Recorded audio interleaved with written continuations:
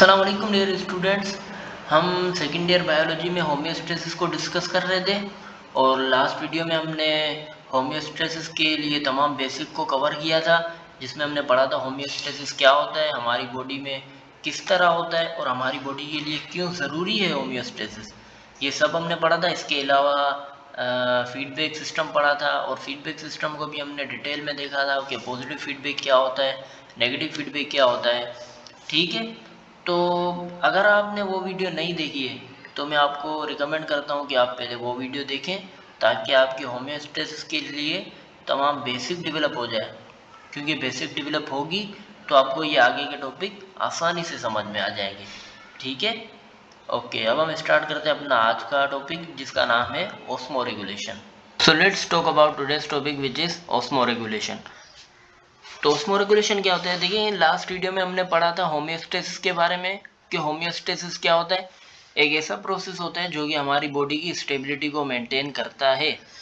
और osmo regulation क्या है? ऑस्मो रेगुलेशन होम्योस्टेसिस की एक खास टाइप है, एक स्पेसिफिक टाइप है ऑस्मो रेगुलेशन, जिसमें क्या होता है, हमारी बॉडी के वाटर और मिनरल्स मीन्स वाटर और सॉल्ट की कंसंट्रेशन को मेंटेन किया जाता है।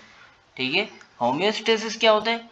बॉडी के तमाम तर फंक्शंस को स्टेबल करना होम्योस्टेसिस की जिम्मेदारी है।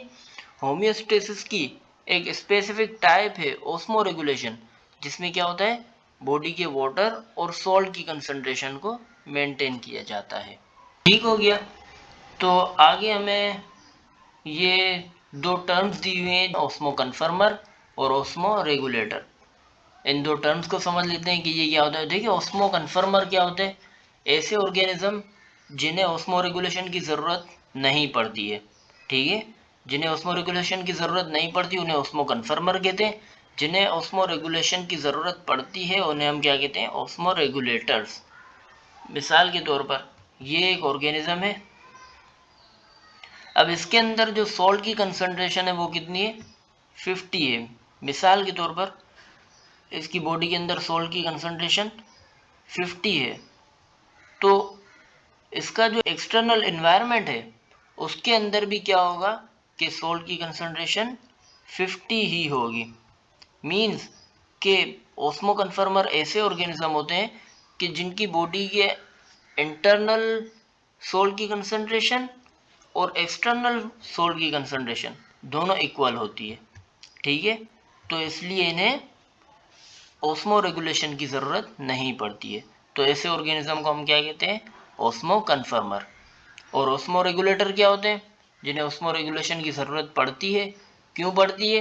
मिसाल के तौर पर ये एक बॉडी है, इसके अंदर मान लो सॉल्ट की कंसंट्रेशन है 50 है। ठीक है, लेकिन जो इसका एनवायरनमेंट है उसके अंदर सॉल्ट की कंसंट्रेशन चेंज होती रहती है। कभी 100 है, ठीक है, कभी 30 हो गई, तो चेंज बार बार होती रहती है। इस चेंज होने की वजह से क्या होता है कि ये एनवायरनमेंट मुस्तकिल तौर पर इस बॉडी पर इन्फ्लुएंस डाल रहा होता है, जिस वजह से इसे ऑस्मो रेगुलेशन करना ही पड़ता है। ठीक है, तो ऐसे ऑर्गेनिज्म को हम क्या कहते हैं? Osmo regulator. तो डेफिनेशन देख लेते हैं। Organism that have internal body solute composition equal और आइसोटोनिक।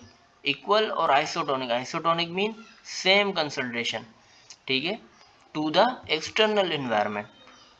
और ऑस्मो रेगुलेटर क्या होते हैं? Organism maintain a constant osmotic environment in spite of changes in their external environment. External environment में चेंजेस आते रहते हैं, जिसकी वजह से इन्हें अपना जो बॉडी का ऑस्मोटिक एनवायरनमेंट है वो इन्हें मेंटेन हर बार रखना पड़ता है, कांस्टेंट इन्हें रखना पड़ता है। तो ऐसे ऑर्गेनिज्म को हम क्या कहते हैं? Osmoregulators. ठीक है, ऑस्मो कन्फर्मर कहाँ रहते हैं? तो ये these are marine organism. Marine organism mean ऐसे ऑर्गेनिज्म जो कि मेरीन वाटर में रहते हैं, यानी कि समुद्री पानी या फिर खारे पानी में रहते हैं, तो उन्हें हम क्या कहते हैं? Marine organism.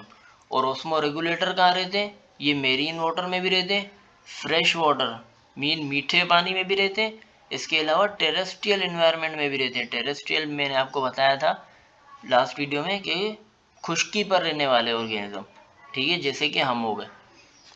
ऑस्मो कन्फर्मर अगर ऐसा एरिया है जहाँ पर बहुत ज़्यादा सोल्ट है, सोल्टी एरिया है, तो ये ऑर्गेनिज्म ऑस्मो कन्फर्मर वहाँ पर भी आसानी से सरवाइव कर सकते हैं, लेकिन ऑस्मो रेगुलेटर सोल्टी एरिया में सरवाइव नहीं कर पाते क्योंकि इन्हें ज़्यादा सोल्टी एरिया में ये अपनी ऑस्मो रेगुलेशन मेंटेन नहीं कर पाते। ठीक है।